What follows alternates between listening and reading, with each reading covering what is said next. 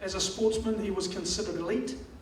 As an academic, he was considered outstanding. And he is now carrying the flag in a place over in the States, continuing on with his education through the realm, through the opportunity of sport as well, over in America. His name is Ryan Rasmussen. Sit up nice and straight, give him your full attention, because if you get it right, these are the sort of opportunities that are afforded to you. Round of applause, Ryan Rasmussen.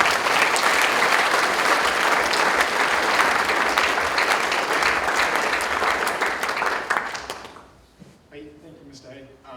So I attended Henley Boys from 2009 to 2013, and I am now currently attending Harvard University. And as Mr. Hay said, that was through both sporting and academic achievement.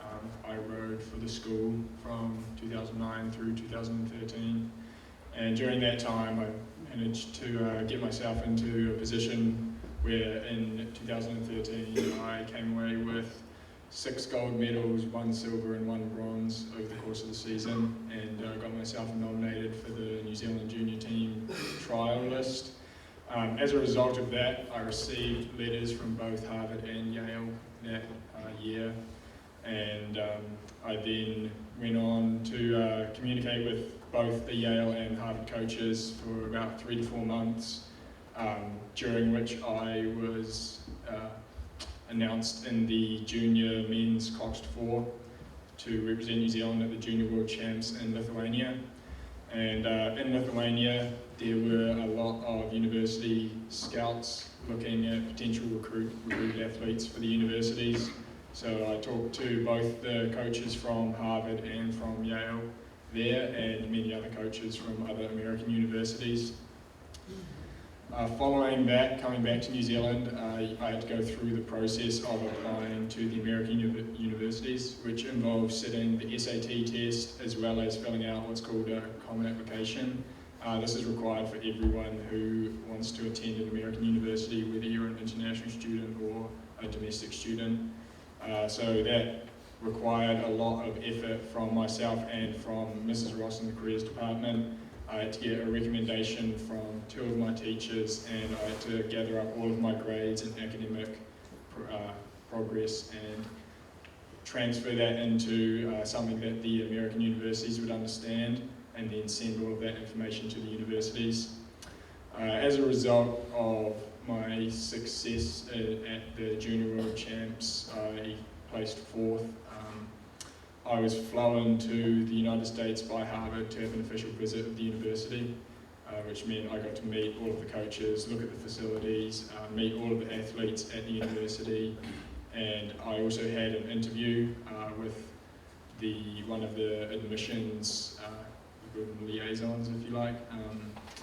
And following that, I came back to New Zealand, and I was then accepted into Harvard University in December, which is early action if you are applying regular, which is what a lot of people will do. You won't find out whether you've been accepted until mid-year, so June, July.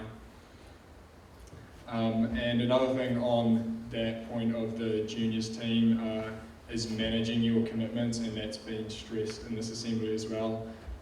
Due to my commitments to the New Zealand junior team, I was missing first, most of second period, most of 4th period and 5th period every day, and as a result that lasted from probably mid-May through till late August, and yeah, as a result I had to manage my time very well, and to help me do that I only took 4 subjects in my year 13 year, and that is something that should only be considered if you are pushing your sort of time restraints, but in doing that it allowed me to succeed in my academics as well as on a sporting front, because I had enough time to do the training that I needed to, as well as do well in my subjects. And just a bit about Harvard University. I've finished my freshman year, which is the first year of university. I've still got 3 left. I've enjoyed my experience so far. The university itself is a place full of a lot of history. When you think about it, the university was founded more than 100 years before James Cook came to New Zealand. So that kind of history is very interesting, and the university was actually founded in 1636, and it wasn't actually named Harvard University until 1639, when John Harvard donated a lot of money to help the university develop.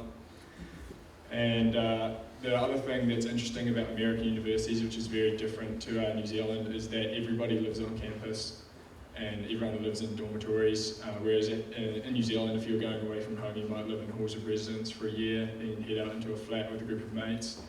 But everybody lives on campus for all 4 years, and what it does, it creates a great community around the university, and it means that everybody is within a very short distance of each other. It's easy to stay in touch with your mates, it's easy to get around if something's happening in the evenings.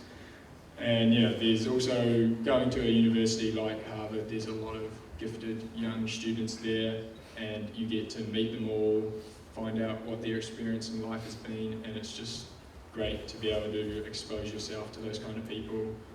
And yeah, it's been a great experience so far. And on the rowing side of things at Harvard University, I was a part of the Harvard Freshmen 8, and we won all of our races against other freshman crews throughout our season, which culminated in the Eastern Sprints Championship. So that's all of the East Coast universities in America racing, and we won that regatta. Following that, I was moved into the 3rd Varsity crew, which is like the 3rd boat through the entire squad. And we finished 2nd at the national champs, and then we went on to beat Yale in what's called the Harvard Yale race, which has been going on for 150 years. It was the 150th anniversary this year of the Harvard Yale race. And that's raced, traditional rowing races raced over 2Ks, and we raced that over 2 miles, so that's just over 3 kilometres. And finally, as a result of our success at the Eastern Sprints, we were invited to go to Henley in England to compete in the Henley Royal Regatta, and I was in the Coxed 4 for that, and it was a great experience being able to go over to England and be involved in such a prestigious event. And we went all the way through the semi-final and ended up losing to the eventual winners. So that was another great experience that rowing at Boys High and performing well in my academics at Boys High led and gave me the opportunity to do. So yeah, I'd just like to emphasise to everyone, as has already been emphasised in this assembly, is that you need to manage your time well, and if you can achieve highly in both academics and something else that you have a lot of desire for me that was rowing, you can take that wherever you want. And like I say, getting the opportunity to go to Harvard, which is considered one of the top few universities in the world, was a great opportunity for me, and I hope that some other guys from this school will be able to get that opportunity as well, and I'll be able to see them over there. So thank you.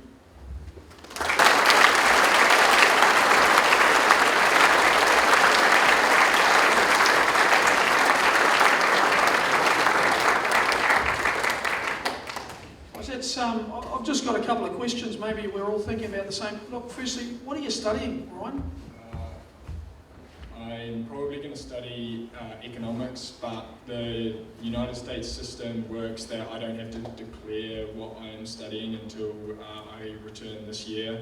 So in my freshman year, I just took a bunch of subjects I thought that I'd be interested in, like included economics, computer science. I took some maths classes as well.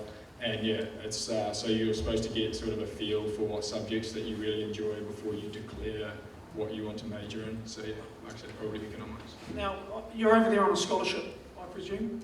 So how the Ivy League schools work is that there's no such thing as a scholarship. You can get recruited as an athlete, but you will not get a scholarship for your athletic abilities, but that's both a good and bad thing. What it means is that if I no longer want to row and I stop rowing on the rowing team, I am still entitled to be at the university, and I will still receive however much money I was receiving to begin with. It's all based on financial aid, which is based on how much income your parents have and things like that. And so depending on how much money your family has will depend how much Harvard will pay for you. So within your scholarship, is there an expectation that you achieve a certain grade, or as long as you pass, if you fail, is that taken away? Do you lose your place? Are you expected to maintain, pretty high standards of academic achievement? So how most of the Ivy Leagues work and how Harvard works is that you are expected to get a certain academic criteria. If you don't meet that criteria, they will talk to you, try and help you through whatever is sort of hampering your process. And if that doesn't work, they'll ask you to take a year off, but it's very rare that anyone will get asked to leave the university. Can you tell us a little bit about where in the States Harvard is? So Harvard's in Boston. It's in this town, like a subset of Boston, that's called Cambridge. So that's on the east coast, in the northeastern corner. So if you imagined you're looking at America on a map, it's the top right corner. So what that means is it gets pretty cold and it gets pretty hot both during summer and winter. So yeah, during the winter this year, the river froze over for about 4 months and it snowed the whole time. And yeah, there was one blizzard where there's snow maybe like 1.5 meters or 2 meters high, so that was pretty interesting. Now, being a big fan of sports, over in the States, you've got so many different mediums, whether it's baseball, basketball, NFL. What are the local teams there, and did you manage to get to any games? So the local teams for Boston, obviously the Patriots for football, the Celtics for basketball, the Bruins for ice hockey, and the Red Sox for baseball. I didn't go to any games in Boston, but I did manage to get to a Denver Broncos game during the winter break, and also a Tampa Bay Lightning game during our rowing camp, and a Denver Colorado Avalanches, I think they're called. It's an ice hockey game. So yeah, I've seen a bit of the American sport, but it's like the Patriots Stadium is actually about an hour away from the university. So I mean, getting around to those places, you kind of need to make a commitment. You can't just do it on a whim kind of thing. Yeah, so for many of us, the only thing we know about these sort of these institutions is on the movies, with all those sort of frat type comedies and things like that. Can you maybe give us a watered down for these young gentlemen version of the social life that some of us may have seen on the movies? Is it real? Is it the same, or is it not quite like that? So in terms of frats, the frats at Harvard are pretty minor. What's the big thing at Harvard are what are called finals clubs, and they're exclusive to Harvard, whereas frats are like a national thing. There's the same frat at most universities.